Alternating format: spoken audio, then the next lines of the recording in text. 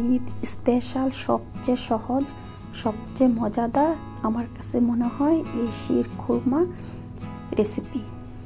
এই রেসিপি একবার তৈরি করে দেখবেন, আপনার বাসায় প্রত্যেকটা সদস্যই কিন্তু পছন্দ করে খাবে। আসসালামু আলাইকুম everyone, welcome back to my channel.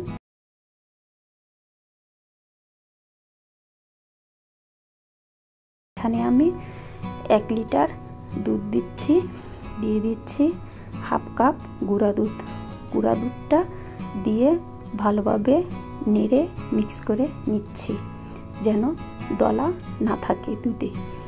দুধ যখন বলক চলে আসছে তারপরে নিচ থেকে নেড়ে চেড়ে দুধটাকে একটু ঘন করে নিচ্ছি।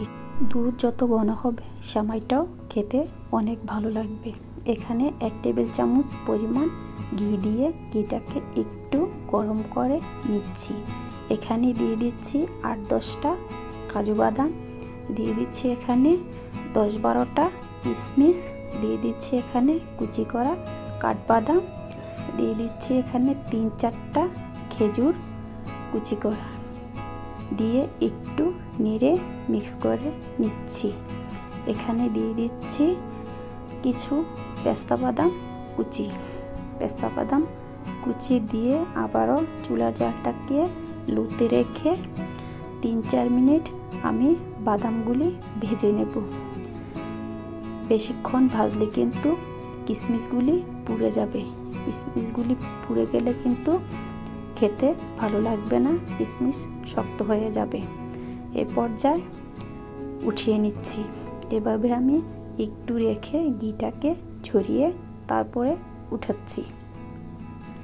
এভাবে এক সাইডে নিয়ে তারপরে আমি সবগুলি কিশমিশ বাদাম উঠিয়ে রাখছি। সবগুলি উঠিয়ে তারপরে এই প্যানে দিয়ে দেব আমি সেমাই। এখানে আমি কুলসান সেমাইটা নিয়েছি। আপনারা আপনাদের পছন্দ মতো সেমাইটা নিতে পারেন। আপনারা চাইলে আরেকটু মোটা সেমাইটা দিয়েও এই রান্নাটা করতে পারেন। এভাবে আমি সেমাইটাকে লো হিটে 3 থেকে 4 মিনিট ভেজে নেব। সেমাইটা যখন একটু গোল্ডেন হয়ে আসবে তখন কিন্তু আমি সেমাইটাকে উঠিয়ে নেব। যতক্ষণ পর্যন্ত একটু গোল্ডেন ব্রাউন না হচ্ছে ততক্ষণ পর্যন্ত আমি চুলার জালটাকে লোতে রেখে অনবরত নেড়ে চেড়ে সেমাইটাকে ভেজে নেব। সেমাইটা যত ভালো ভাজা হবে তত কিন্তু সেমাইটা আস্ত থাকবে, গলে যাবে না, সেমাইটা খেতেও ভালো লাগবে।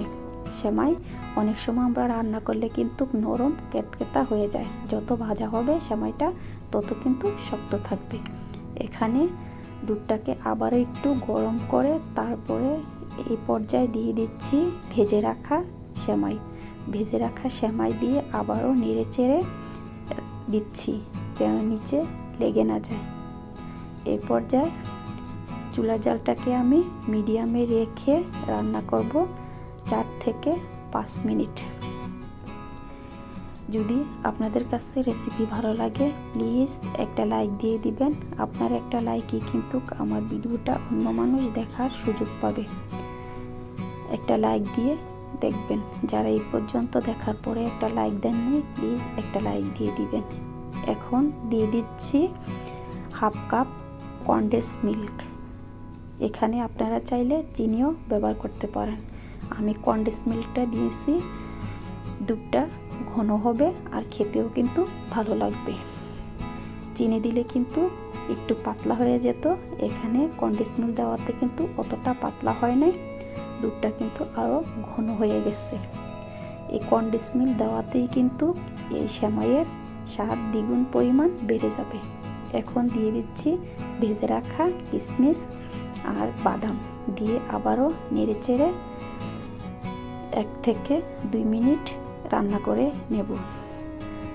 এই পর্যায়ে উঠিয়ে নিচ্ছি।